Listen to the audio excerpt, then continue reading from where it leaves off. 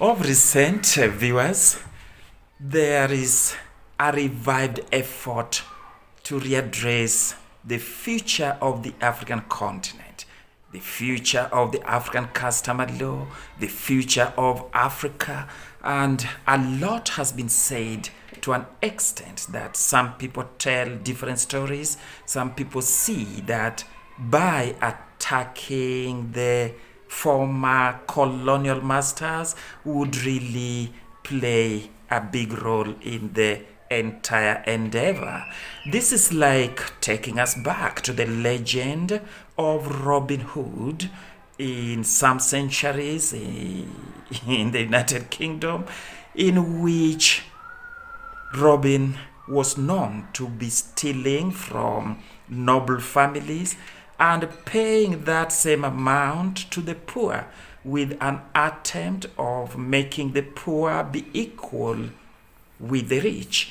However, this is not what would serve the purpose when we talk about the African Renaissance or what we call the African rebirth. We need to rediscover our potentials and what we are capable of delivering right now.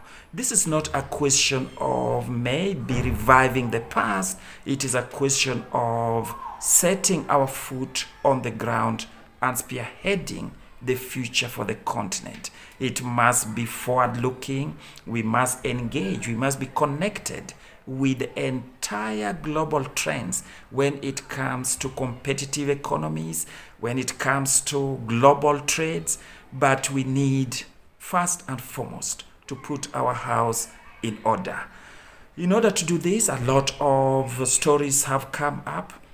We know of initiative by heads of state and governments in Africa, President of Senegal, Abdullahi Wade, President of Nigeria, Chief Olusegun Obasanjo, President of South Africa, Thabo Mbeki, as well as Muammar Gaddafi of Libya. That inspiration to relaunch Africa or to come up with African Renaissance. This one motivated the president of Senegal to put up a 52-meter tall monument known as African Renaissance Monument, or in French, Le Monument de la Renaissance Africaine. This one yielded a lot of enthusiasm as going back to the history of the continent, but also reminding Senegal of liberation or the independence from France. However, still we saw President of Ivory Coast, Felix Houphouët-Boigny, who erected a monumental congress at the city of Yamoussoukro, that is known to be his birthplace, and he was known by that time as a sage African elder. And by those kinds of constructions, we find that Africans realized the potential hidden within the African culture. Our culture is rich, but unfortunately, it has not been exploited into the fullest. And this is again what I refer to as the cultural gap in the economic development of the African continent as a whole. It is not a question of maybe lashing emotional words, utterances against the former colonial powers, because this would not be useful for the time being, and especially in the 21st century. It would be again dragging the entire continent backwards, because there is no way Africa can spearhead her own development without getting connected globally and joining the globalization process and trends. There is no way Africa will stand to gain and achieve something substantive without being competitive. In order to be competitive, I do believe Africa still has got a lot of work to do at home. Charity begins at home, as well as development begins at home. I didn't see anywhere in which China or the Chinese government started by insulting other powers, other sovereignties in order to grow and develop.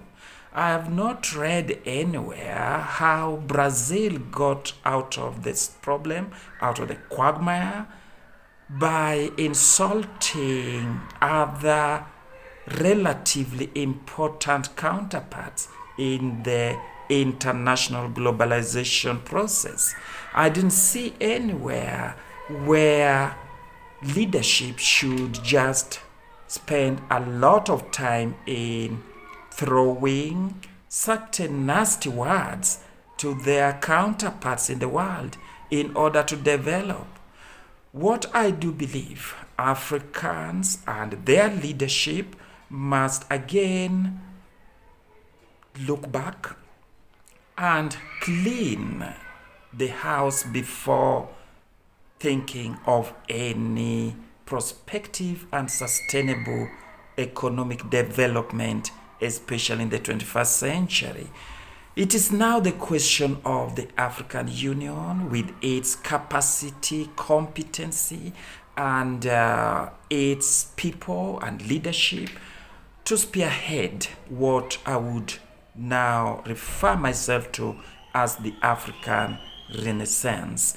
If the European Renaissance that lasted 3 centuries produced and generated a culture that even today we stand to look and admire.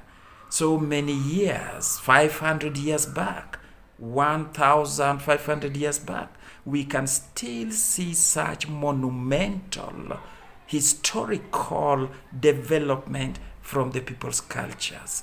It comes handy with the development of the culture, change of the mentality, change of the attitude, looking at things from a different perspective, and not allowing political elite to take over all the possibilities and potentials and run away with it. This is where Africans, we get it very wrong. This is a story I'm telling to whoever is open-minded. It is a question of change of attitude, change of leadership, change of looking at ourselves as human beings with all it takes to spearhead our development without kneeling down in front of economically powerful states and start borrowing. Borrowing spree that is taking place in Africa, that is the wrongdoing for the continent. From dictatorships to authoritarian governments, to lack of democracy, to assassination, civil wars, up to the level of now selling the continent, because there is one principle: every debt must be paid. That is the principle at the international level. International financial institutions are alive to this fact. So there is no question of throwing anger at the lender, and it is a question of considering how to pay back the debt, but meanwhile empowering the African people. African people are not empowered. African people are not in solidarity. Even the African Union, Pan-African Parliament, members of that parliament are not known by many African citizens. Who elects them? How do they get there? Do they speak on behalf of the Africans when they deliberate on policies and regulations and laws for the continent? Are the African citizenry involved?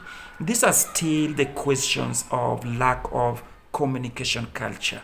This is one of the gaps that I do address as serious gaps that, if not well treated and well understood, might be still the hurdles that the continent will have to cross over in order to claim any gain in the globalized economy in the modern world. The New World Order, there is another new or super new world order that is coming up. This is now backed by the technology. It is backed by digital technology, the internet, connectedness, the world that is coming closer together. This is what would really gear Africa as a continent towards its dream.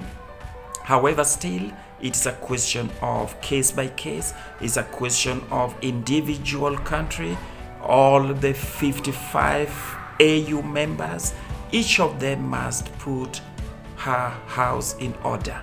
And it is in that manner one would have moral authority to spearhead such great economic projects that would explain the African Renaissance. And this is about the civilization or the rebirth of Africa as a continent. Thank you for watching. Peter here, University of Nairobi School of Law, Kisumu campus. Thank you for now. Remember to subscribe and share with us your opinions. Bye bye.